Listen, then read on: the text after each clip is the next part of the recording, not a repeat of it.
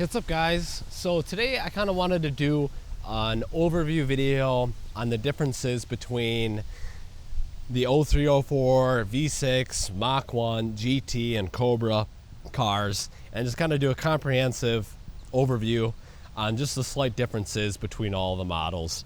So it's mainly going to be what makes the Cobra different than all the other models. So there are some similarities, obviously, but we're just going to go over all the differences. So to start out, obviously a lot of the body paneling on the Cobra is vastly different. So we have the unique Cobra front bumper here,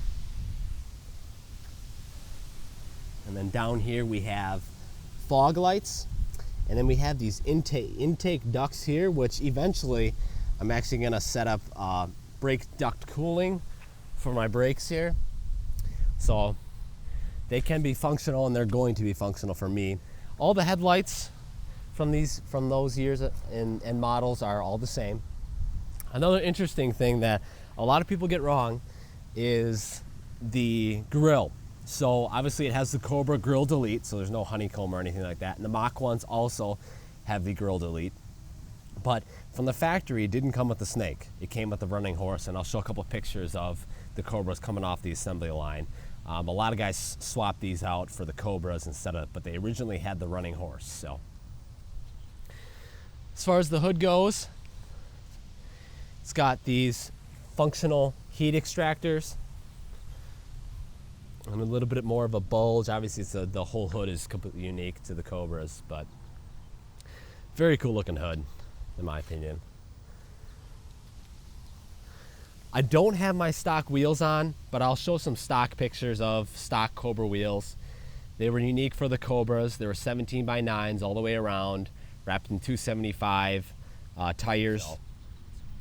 Fenders, all the fenders are all the same, but on the Cobras, obviously you have the Cobra emblem here. I plastied mine black. They come stock chrome. The Cobras have a unique side skirt compared to all the other Mustangs. The Cobra mirrors are very unique, and a lot of people pay way too much money for Cobra mirrors for their other model Mustangs, but they're body painted and they do fold. They fold in, which is kind of nice. I believe you could get on the 35th anniversary Mustang, they came with the Cobra body painted mirrors, so that's kind of an interesting tidbit. But so it's not technically 100% unique to the Cobras, but compared to all the other standard edition Mustangs, they're all the same. Inside the scoop here, we have a different pattern. This is supposed to match the hood extractors, which is kind of neat. As far as the C-pillar here, this is the same as the V6 and GT. The only one that had a different one was the Mach 1. The Mach 1 had a different style, and I'll show pictures of what that looks like. The Mach 1 had a different style there, which is kind of interesting. The rear bumper is different. It's a unique Cobra bumper. You have these Cobra inserts here, which from the factory, this is just black vinyl here, but the actual bumper is indented here with the Cobra letters. So from the factory, it's just all painted one color, and I added these Cobra letters to kind of make it pop out a little bit. You have the Cobra rear diffuser, black bottom bumper piece, I guess you could call it. Up in the rear here, we have the SVT logo. That is chrome from the factory. I plastied it that black to match my wheels. This side you got the Ford emblem. They all have the Ford emblem there. The Cobra has a unique spoiler. It's a nice looking spoiler there with an integrated LED brake light, third brake light there. Now we're going to move on to the inside of the car. This is a part where pretty much they're all the same relatively. I'll show you just some of the unique parts to the Cobra, but these door sills, all the same. The dash is the same temperature controls, vents, all of that, the Mustang logo on the airbag and everything like that. The Cobras did come with a Mach 460 stereo system. So it's a nice stereo system from the factory. the Cobras came with a T56 6-speed transmission, and that's the only 6-speed for these years. We're in the 0304 Cobra. The Mach 1s had a 5-speed. The GTs had a 5-speed. So, and the GT and Mach 1 had different transmissions as well. So, but other than that, the only difference is the center area. It says Cobra on here, where the other ones have the running horse. The Mach 1s, GTs, all they have the running horse.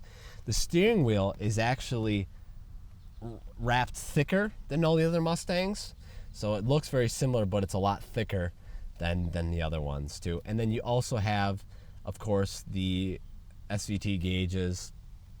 We got our boost gauge right here that shows us our supercharger boost, and then obviously the red SVT emblem there. And then I'll show a picture of what it looks like. They're green backlit, and I'll show what that looks like here. The rear seats are obviously a little different. They have suede inserts in them with this faux leather here. The seats are obviously Cobra specific.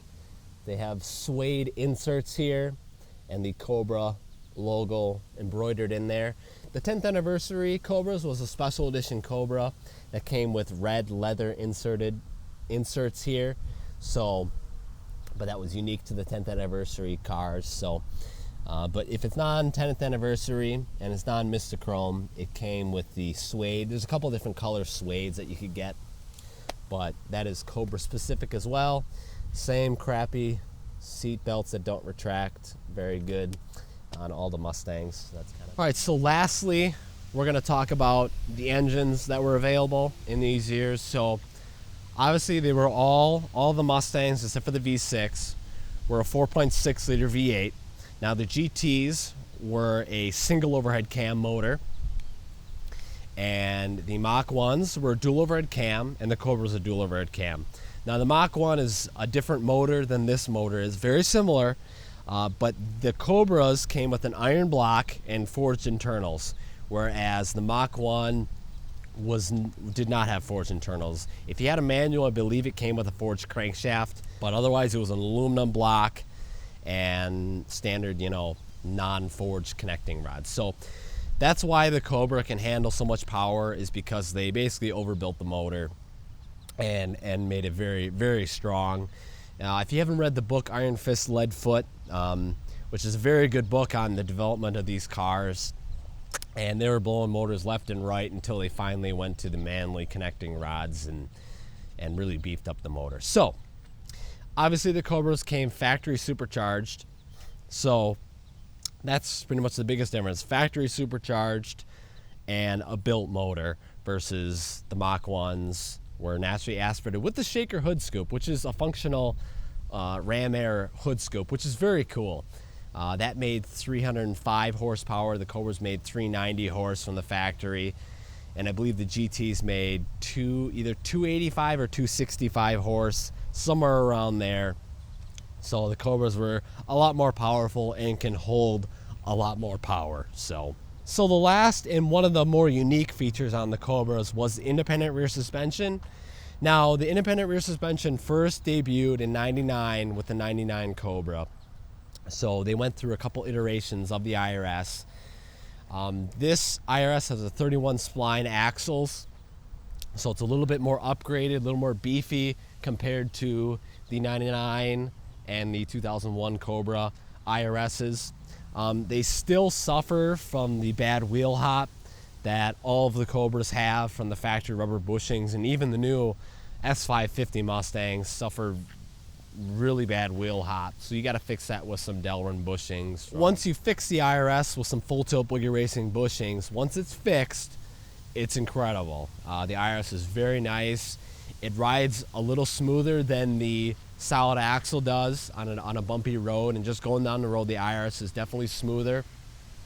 And a lot of guys who even do drag racing with a built IRS can still have a very fast car. So, but anyway, so the GTs and the Mach 1s and the V6s all had the solid axle in the back.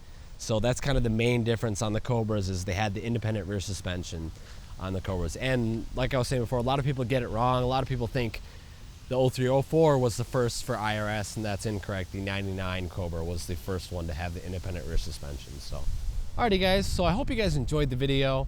If you did, please give it a thumbs up. If you didn't, a thumbs down.